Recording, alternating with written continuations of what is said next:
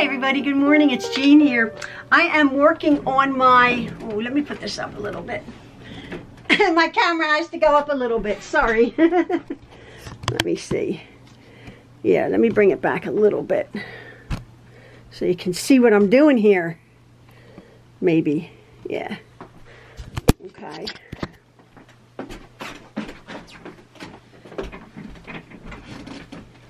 Is that better? Yeah. As you can see behind me, I'm working on my little checkerboard border for my Dresden plate here. And the following video, the few minutes that I'm going to take from the following video is just showing you how I'm doing my side border here, which is only comprising of 2 little checkerboards. I show you how I'm doing that, and because it's just a small little quilt, I don't need many of these units. I'm just now, as opposed to the original, I'm just now putting 2 and 2 together, as opposed to the 3 to make my other border, because we're going, instead of we're going horizontal, we are now going vertical on these 2 side borders. As I said, my quilt's going to be longer than it is wider, as opposed to my original, I guess as opposed to my original plan. But I quite like it, just for a little wall hanging. If you're new here, I'm making these wall hangings. And as you know, I have just been working on this just, well, a few days really, over the last couple of weeks with the videoing, to make my lovely little border. The important thing when we're doing this wall hanging border is I now have, let me see, 1, 2, 3, 4, 5. I don't think I need 5. I think I need, maybe I need 4.5 or something. Is to iron these seams, really press our seams well. You know how I am with pressing. So we're going to be pressing these seams one way, and then the next unit that you can figure out, we're going to be pressing them the other way, because when we are going vertically, we do want to nest those seams together, those vertical seams there, okay? There's only a few units, 4 or 5 units, so press them really well one way, and then press the others that way, and then figure out as you go where you want your placement, and then continue on your vertical. And then as I will show you in the next little clip how I got the actual amount here on this little wall hanging here on the 2, 1, 2, how I made that fit perfectly. And then when these side borders are on, our little quilt top is finished. So very simple and so very sweet. This is a whole, if you want to just hang up your little quilt in a hallway, or just have a small project, which boy oh boy, that makes a lovely project. So I will be back to show you my final border that I put on that will actually match, because for some reason my squares matched up pretty good. Okay, there's just a little bit of a I remember this was a little bit large, this one square, this one border, I had to just trim it a little bit, but it's fine. It looks so pretty, doesn't it? Oh, I love it.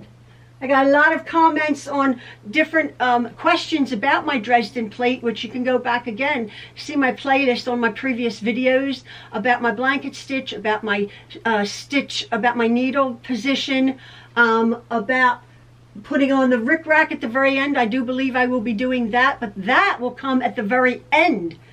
When it's all quilted, I will attach some rickrack to this. I will show you how I quilt it. I'm probably just going to quilt it out to the a straight stitch for you beginners, because although I know how to free motion quilt, I'm going to just do a straight stitch so you beginners won't get hung up on free motion quilting, which is not a beginner's task. But as we go along, maybe with these small wall hangings, you will find that it's just a little bit of fabric, and maybe you'll practice your free motion quilting. But we'll get to that. I'm going to back it, and before we bind it, I'm going to show you how I'm going to hang this. I'm going to make a certain little cloth hanger. So that's to come in my next video. Stay tuned. I will just sandwich this with what? just a small piece of batting and a bit of backing, and then I will quilt it. That will be for my next video. I'll show you how I'm going to do that, and then yeah, show you how I'm going to hang it. So thank you so much. I'll just finish putting up my little border here, my side border. I think it's so pretty. I love it. I hope you enjoyed this little wall hanging tutorial, folks. And yeah, thanks for following along, and hope you have a lovely day. Thanks, everybody. Love from the Trueloves. Bye. So I'm working on my little Dresden plate wall hanging, and I'm just going to be putting the side borders on it right now. And as you know, it's going to be more rectangular, a bit longer than it is wider. And I've made this border here exactly the same way as I had made my borders on the bottom. That was my last video of my checkerboard border. However, what I did do is I had taken my units of 3 that we had cut. And as you can see, if I had just kept adding here, I would have had 3. But I only wanted these 2 wide, okay? So what I did is I sewed my units, my plain units, into 2. And then I attached them 2, 2, 2, and 2 on a seam right here. Hopefully you can understand that, all right? So instead of going across, I went on top of each other.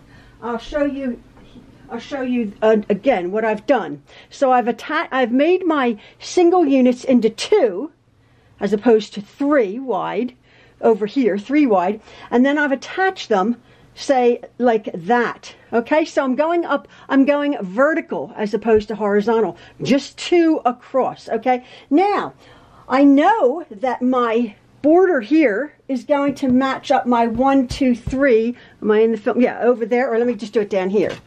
So you can see 1, 2, 3. There's that unit. I'm continuing on, but I've added these units here, just 2 of them across. And so now I want to open this up. I haven't ironed this yet, and I know that that will be 3 over there. But as you can see, let me bring my phone, my camera over here. As you can see, I have 3.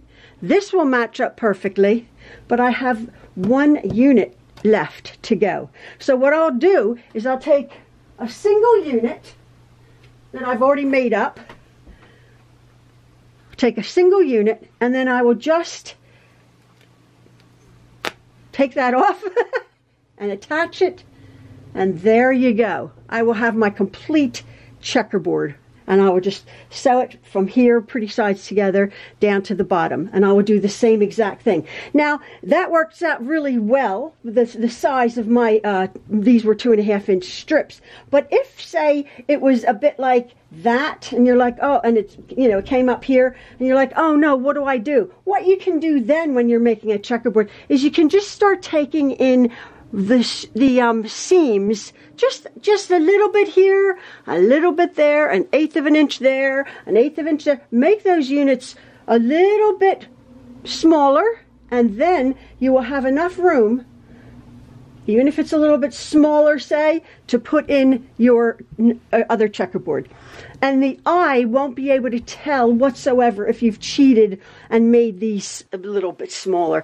I do that as opposed to like cutting everything exactly and hoping it fits. It's fine. As Maxwell says, it's fine. So what I'll do right now is I will take this unit and I'll sew it to there. And I will sew that onto there, and I have my long border, and I'll put that on that side, and I'll do the exact same thing. So I know now those however many 1, 2, 3, 4, 5, 6, 7, 8, 9, 10, 11, 12, 13, 14, 15, 16 single units doubled, you know, twice, will match my other side.